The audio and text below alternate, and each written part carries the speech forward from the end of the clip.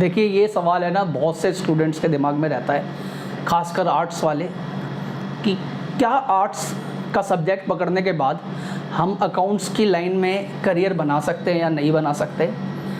हमेशा है ना एक चीज़ आप समझनी चाहिए आप सभी को, कि आपने कॉमर्स ली है और आप अकाउंट्स या फाइनेंस की फील्ड में जा रहे हो, तो नेचुरल सी बात है आपके जो बेनिफिट हैं वो आर्ट्स के स्टूडेंट के मुकाबले ज़्यादा रहेंगे।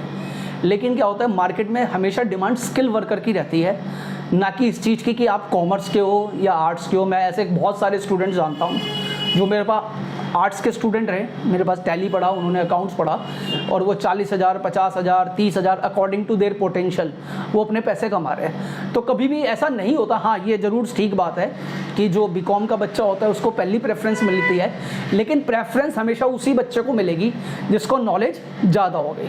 अब नॉलेज के लिए क्या है, बच्चे आते हैं यहाँ पे पढ़ते हैं, हम उन्हें कई बार समझाते हैं कि मार्केट में है ना, जब आप अकाउंट्स की लाइन में जॉब करने के लिए जाते हैं तो कुछ चीज़ें कंपलसरी हैं जो आपको अच्छे से आनी चाहिए। जैसे आप गोल्डन रूल सीखिए, आप जर्नल एंट्रीज को अच्छे से कॉन्सेप्ट को क्लियर करिए।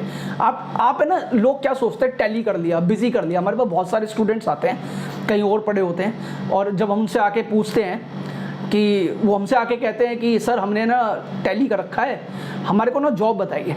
हम उनसे सवाल पूछते हैं कि बेटा परचेज की जर्नल एंट्री बता, तो वो हमारे को क्या कहता है पता है, वो हमारे को कहता है कि सर F9 दबाना है, ये दबाना है, वो दबाना है और उसके बाद एंटर मारना है। हमारे को इस तरीके से एंट्री आती है। मैं उनसे पूछता हूँ आप मुझे परचेज की एंट्री बताओ, तो मेरे को एंट्री नहीं बताते, वो मुझे ये बताते हैं कीबोर्ड पे कि किसी सॉफ्टवेयर के अंदर किस तरीके से एंट्री करनी चाहिए। एक तो जितने भी अकाउंट्स के स्टूडेंट हैं जो टैली में या अकाउंटिंग लाइन में कैरियर बनाना चाहते हैं, वो सॉफ्टवेयर के पीछे ना भागे। एक आप कोई भी सॉफ्टवेयर सीखिए, टैली सीखिए, बिजी सीखिए, मार्क सीखिए, ये सफिशिएंट होता है। मार्केट में जो नॉलेज, जो मेन चीज़ है ना बेसिकली, वो आपको अकाउंटिंग कितनी आती है।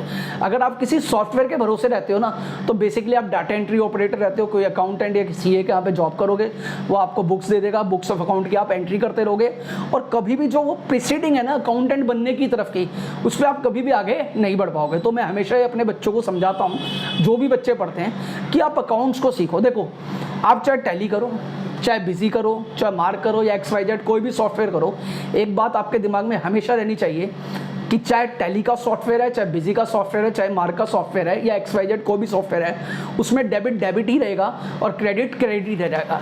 जब तक आपको ये क्लियर नहीं होगा कि आपको क्या डेबिट करना है, क्या क्रेडिट करना है, परचेज का क्या मीनिंग है, सेल्स का क्या मीनिंग है, तब तक आप अच्छे अकाउंटेंट की तरफ कभी भी आगे नहीं बढ़ पाओगे। आप एंट्री तो कर रहे होगे और आपको ऐसा रियलाइज भी होगा कि यू आर एन अकाउंटेंट, लेकिन आप अकाउंटेंट नहीं होंगे, आप सिर्फ वहाँ पे डाटा एंट्री ऑपरेटर होंगे। अब अकाउंट्स को करने का तरीका क्या है, ये एक बड़ी इंपॉर्टेंट चीज़ है जो आप सभी लोगों को समझनी चाहिए, मेरे स्टूडेंट हर्ष के साथ। देखिए, अकाउंट्स करिए ध्यान से, समझदारी से। उसका कारण है, जैसे आप समझिए, एक एग्जाम्पल हम ले सकते हैं कि जैसे आप अपने घर से मेट्रो स्टेशन जाते हैं और मेट्रो स्टेशन के जब आप ऊपर पहुँचे तो आपने देखा कि शायद मेरा पर्स मेरी जेब में नहीं है, आपका पर्स आपकी जेब में नहीं है, और आपको लगा शायद वो पर्स कहीं गिर गया होगा रास्ते के अंदर।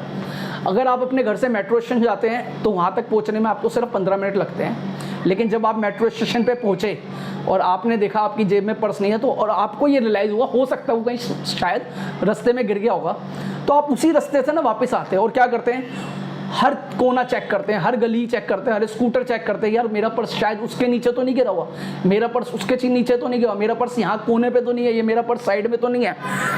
जब आप मेट्रो स्टेशन पहुँचे, जब आपको लग रहा था आपकी जेब में पर्स है, तो आपको लगे सिर्फ 10 मिनट, लेकिन जब आपका पर्स खो गया और आपको लगा कि मुझे हर उस रास्ते को चेक करके आना चाहिए जहाँ से मैं आया हूँ, तो उसी रास्ते से अपने घर तक आने में लगे आपको आधा घंटा। तो ऐसे ही चलता है अकाउंट्स। जैसे कि अकाउंट्स में आप सबसे पहले जर्नल करते हैं, फिर लेजर करते हैं, फिर ट्रायल बैलेंस करते हैं, फिर फाइनल अकाउंट करते हैं जिसके अंदर ट्रेडिंग P&L बैलेंस शीट बनाते हैं अगर हम फर्म की बात करें। और जब हम बैलेंस शीट बनाते हैं और हमारे को पता चलता है कोई एरर हो गई बैलेंस शीट में या हमारी बैलेंस शीट मैच नहीं हुई, तो हमारे को फिर दोबारा से बैलेंस शीट चेक करनी पड़ेगी।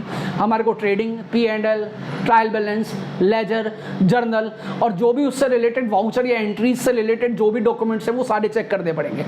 अगर आप एक बार में ठीक करते हो, जो आपको करना चाहिए, कोशिश करनी चाहिए, तो आपका जो अकाउंट मेंटेन करने का प्रोसेस है वो बड़ा आसान हो जाएगा, जिसके अंदर क्वेरीज कम होंगी और आपको बार बार परेशानियां नहीं होंगी। लेकिन अगर आप एक बार इनिशियली लेवल पे या बीच में बिटवीन कहीं प्रॉब्लम कर देते हो, अकाउंटिंग एंट्री को ठीक से नहीं करते या कोई गड़बड़ हो जाती है, तो आप सोचो उसी चीज़ों को रेक्टिफाई करने के लिए जो पहले 10 मिनट लगते थे अब आपको 1 घंटे से ज़्यादा लग सकता है। तो अकाउंट्स की कुछ बेसिक सी चीज़ है। देखिए 1000 के आगे एक जीरो लग जाती है तो वो 10,000 हो जाता है, 10,000 के आगे एक जीरो लग जाती है तो वो 1 लाख हो जाता है, और 1 लाख के आगे से एक जीरो घट जाए तो 10,000 होता है। अकाउंटिंग जो खेल है वो पैसे का है। अकाउंटिंग बनता है बिजनेस के लिए, अकाउंट्स बनता है बिजनेस के लिए। तो हमारे को कोशिश करनी चाहिए कि जो हम अकाउंट्स मेंटेन कर रहे हैं किसी बिजनेस के लिए, अपने बिजनेस के लिए या कहीं पे भी जॉब कर रहे हैं, वो बड़े सावधानी पूर्वक, बड़े ध्यान से करना चाहिए ताकि एरर्स की गुंजाइश कम से कम हो। और गोल्डन रूल्स तो आप अपने दिमाग में फिट कर लो। बिना गोल्डन रूल्स के आप ये नहीं सकते कि क्या डेबिट करना है और क्या क्रेडिट करना है। और जब तक आप डेबिट और क्रेडिट करना सीखोगे ही नहीं अच्छे से, तो आपको कैसे पता चलेगा कि आपको अकाउंट्स कैसे मेंटेन करना है। और कोई सवाल आपका?